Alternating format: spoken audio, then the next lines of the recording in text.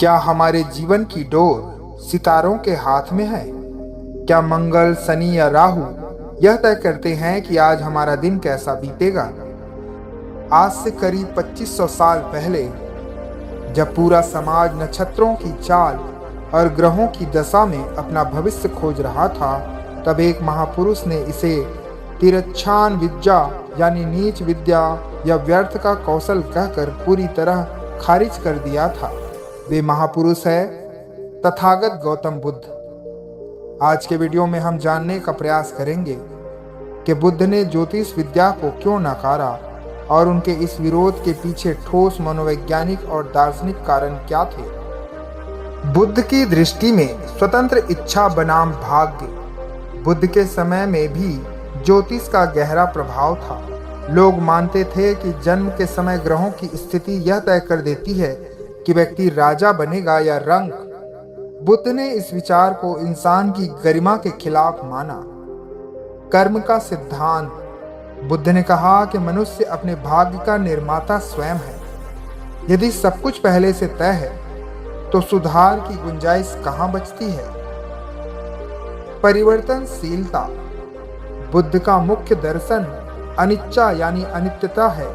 जब ब्रह्मांड की हर चीज हर पल बदल रही है तो पुराने चार्ट के आधार पर भविष्य को बांधना तर्क संगत नहीं है।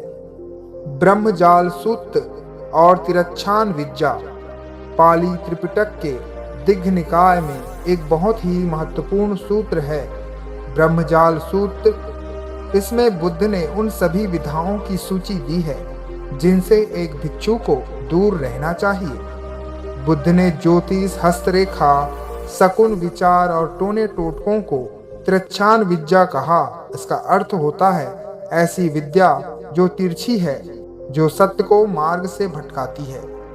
बुद्ध के अनुसार ज्योतिष विद्या के दुष्परिणाम। पहला, मानसिक गुलामी। व्यक्ति अपनी मेहनत पर भरोसा करने के बजाय ग्रहों को शांत करने के उपायों में लग जाता है। दूसरा, भय का व्यापार। ज्योतिष अक्सर डर पैदा करता है, साढ़े साती, मांगलिक दोष आदि। बुद्ध का मार्ग निर्भयता का मार्ग है। तीसरा, आर्थिक शोषण। बुद्ध ने देखा कि कैसे पुरोहित वर्ग ग्रहों के नाम पर साधारण जनता का शोषण करता है। बुद्ध की एक प्रसिद्ध कहानी नक्षत्र और मूर्ख व्यापारी। जातक कथाओं में एक बहुत ही रोचक प्रसंग आता है। एक बार एक युवक का विवाह होने वाला था। उसके परिवार ने एक ज्योतिषी से पूछा कि क्या कल का दिन शुभ है। ज्योतिषी, जो किसी कारण से नाराज था, उसने कह दिया, कल नक्षत्र बहुत खराब है, विनाश हो जाएगा।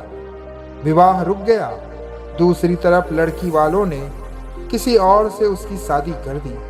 जब युवक का परिवार बाद में शुभ मुहूर्त की बात करने पहुंचा तो उन्हें पता चला कि अवसर हाथ से निकल चुका है।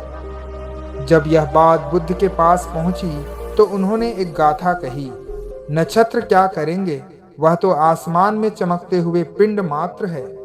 जो इंसान सही समय पर सही काम करना जानता है उसके लिए हर पल शुभ है। मनोवैज्ञानिक कारण। उत्तरदायित्व से भागना। बुद्ध एक महान मनोवैज्ञानिक भी थे। उन्होंने महसूस किया कि ज्योतिष विद्या मनुष्य को विक्टिम मेंटालिटी में डाल रहा है। अगर मेरा एक्सीडेंट हुआ तो शनि जिम्मेदार है, अगर व्यापार में घाटा हुआ तो राहु की दशा खराब है। बुद्ध ने कहा, नहीं, अगर व्यापार में घाटा हुआ तो अपनी रणनीति देखो, अगर दुर्घटना हुआ है तो अपनी सावधानी देखो। जब आप जिम्मेदारी दूसरों पर डाल देते हैं तो आप उसे सुधारने की शक्ति भी खो देते हैं। खगोल विज्ञान बनाम ज्योतिष। यहाँ यह समझना जरूरी है कि बुद्ध को खगोलीय पिंडों के अस्तित्व से आपत्ति नहीं थी। उन्हें आपत्ति थी उस व्याख्या से जो इन पिंडों को मनुष्य के चरित्र और भाग्य से जोड़ती थी। बुद्ध का मानना था कि ब्रह्मांड के नियम अलग है, मनुष्य के नैतिक नियम अलग। शुक्र ग्रह की चमक का आपके द्वारा बोले गए झूठ या सच से कोई लेना देना नहीं है। क्या आज भी बुद्ध के विचार प्रासंगिक है? आज के वैज्ञानिक युग में भी हम देखते हैं कि करोड़ों का व्यापार मुहूर्त और रत्नों के आधार पर चलता है। बुद्ध का तर्क आज और भी मजबूत हो जाता है। पहला तर्क शक्ति। बुद्ध एही पस्सिका यानी आओ और खुद देखो की बात करते थे। क्या कोई ज्योतिषी सांख्यिकी रूप से अपनी भविष्यवाणियों को सिद्ध कर सकता है? दूसरा आत्मनिर्भरता अपदीपो भव। बुद्ध चाहते थे कि मनुष्य सितारों की रोशनी के भरोसे ना रहे बल्कि अपनी विवेक की रोशनी जलाए। तो अंत में निष्कर्ष, सितारों से ऊपर उठने का मार्ग। बुद्ध ने ज्योतिष विद्या को इसलिए खारिज नहीं किया कि वे संकीर्ण सोच रखते थे, बल्कि इसलिए क्योंकि वे मनुष्य को असीम बनाना चाहते थे। ज्योतिष हमें सीमाओं में बांधता है।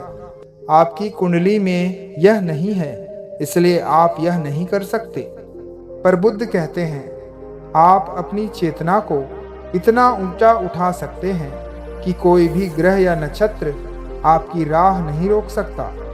अंतिम सत्य यही है कि आकाश के तारे हमें रास्ता दिखा सकते हैं, लेकिन वे हमारा रास्ता तय नहीं कर सकते। हमारा रास्ता हमारे कर्म तय करते हैं। नमो बुद्धाय।